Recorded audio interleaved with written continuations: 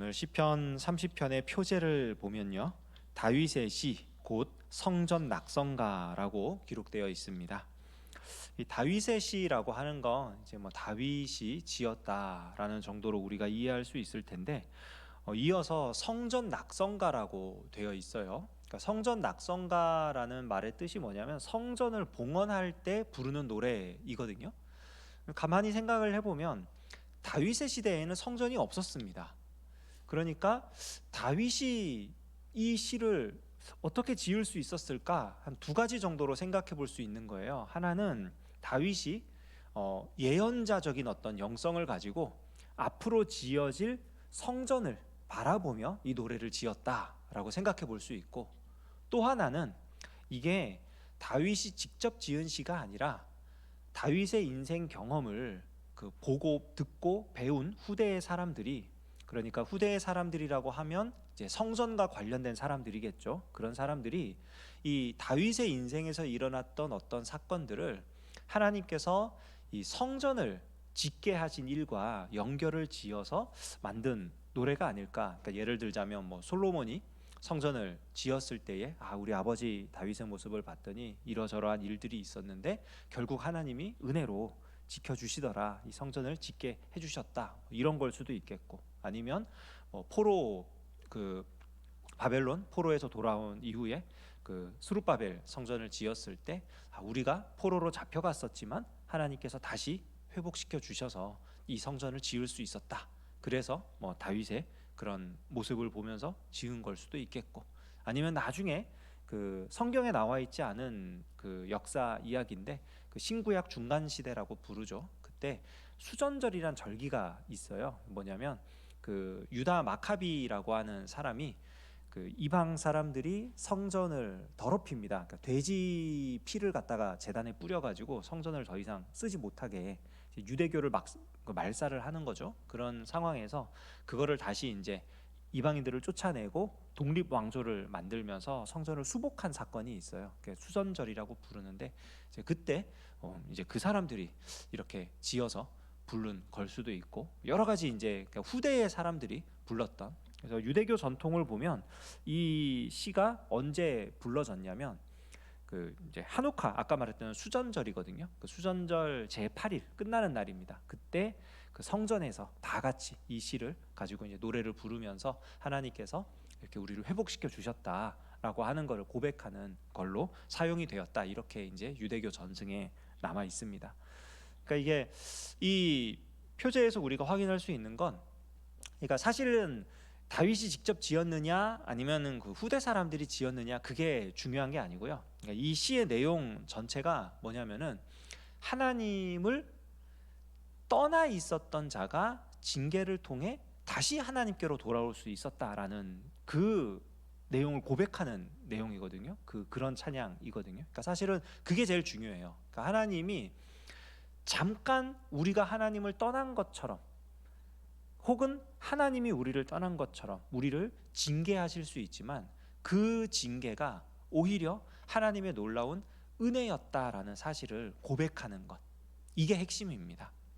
그래서 이제 본문으로 들어가서 1절과 2절과 3절을 보면 이 사람이 받은 징계가 어떤 내용이었는지 이제 힌트가 나와 있어요. 1절에 보면 내 원수로 하여금 나로 말미암아 기뻐하지 못하게 하셨다. 그러니까 원수가 생긴 거죠. 내가 무슨 일을 하려고 하는데 그 일에 대해서 반대를 하고, 또 더 나아가서 아예 나를 이제 모함을 하고 방해를 하면서 못 살게 구는 정도까지 가는 그런 정말 원수, 말 그대로 원수가 생겨난 거고, 2절을 보면 내가 주께 부르짖음에 나를 고치셨나이다. 그러니까 뭔가 문제가 생긴 거예요. 몸에 병이 들었든지, 아니면 정신적으로 이상이 왔든지, 아니면 마음이 상했든지, 하여간에 정상은 아닌 상태가 된 겁니다. 지금 그런 상태에서 하나님이 고쳐주셨다. 그러니까 뭔가 지금 문제가 발생한 거고요. 3절에도 보면 내 영혼을 스올에서 끌어내어 나를 살리사 무덤으로 내려가지 않게 하셨다. 그러니까 무슨 일인지는 몰라도 거의 죽을 뻔한 거예요. 뭐 이게 사고로 인해서 정말 그렇게 된 건지 아니면 정말 심령이 피폐해져 가지고 그 죽음의 지경까지 간 건지 자세한 내용은 나와 있지 않지만 하여간에 나를 방해하는 자들이 지금 주변에 가득하고 내가 무슨 일을 하고 싶은데 할 수 없는 상태가 되었고 그래서 결국 지금 내가 거의 죽을 지경에까지 간 그런 어려움이 임한 겁니다. 지금 그게 하나님께서 이 사람을 이 시인을 징계하는 내용인 거예요. 그런데 이 징계를 받은 자가 이 시를 어떻게 시작하냐면 여호와여 내가 주를 높일 것은 이렇게 시작을 해요. 그러니까 지금 징계를 받았어요. 그래서 어려움이 왔어요. 문제가 생겼어요. 이 상황에서 이 시인이 하나님께 기도했고 하나님께서 지금 이 문제를 해결해 주신 거예요. 그 후에 이 노래를 부를 수 있는 겁니다. 하나님의 이 구원의 은혜를 경험한 후에야 비로소 하나님을 높이는 찬양을 할 수 있다는 거죠. 그리고 이것은 개인적인 고백에서 확장이 됩니다. 4절을 보면 주의 성도들아 라고 하면서 자기 혼자만 구원받은 그 은혜를 가지고 노래하는 게 아니라 다 함께 이 하나님을 찬양하자. 나 같은 사람도 구원하신 하나님께서 우리 모든 하나님의 백성을 구원하시는 분이다. 여호와를 찬송하며 그의 거룩함을 기억하며 감사하라. 그러니까 하나님께서 우리 모두를 구원하시는 하나님이시기 때문에 우리가 다 함께 찬양하는 것이 옳다. 이 찬양을 확장을 해나가는 거예요. 나 혼자만 구원받고 나 혼자만 은혜 받은 게 아니라는 거죠. 우리가 다 함께 구원받고 다 함께 은혜를 받자. 5절 그의 노염은 잠깐이요 그의 은총은 평생이로다.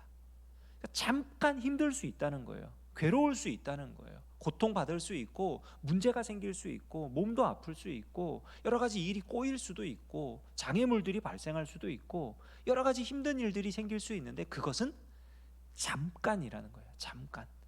이 잠깐이 얼마나 짧은 혹은 얼마나 긴 시간인지는 모르겠지만 영원하신 하나님의 은총에 비하면 잠깐일 수밖에 없는 거죠.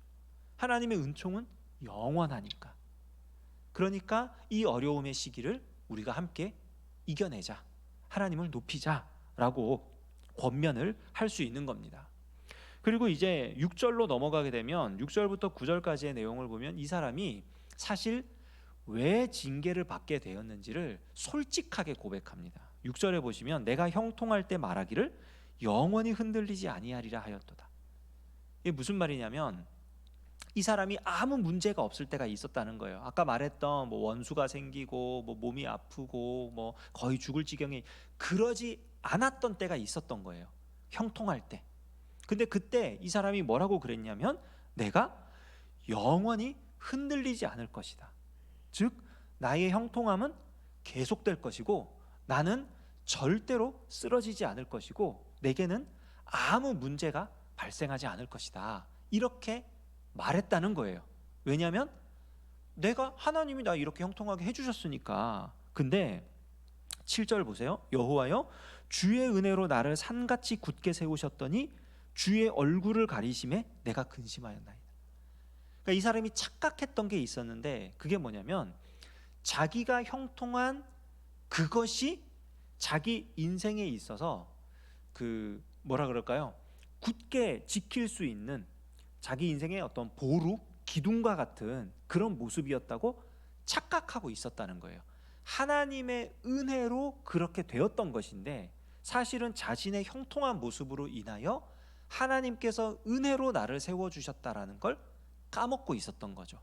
그래서 하나님께서 얼굴을 가리시니까 근심에 빠지게 되는 거예요. 이 형통함이 무너져 버린 거예요.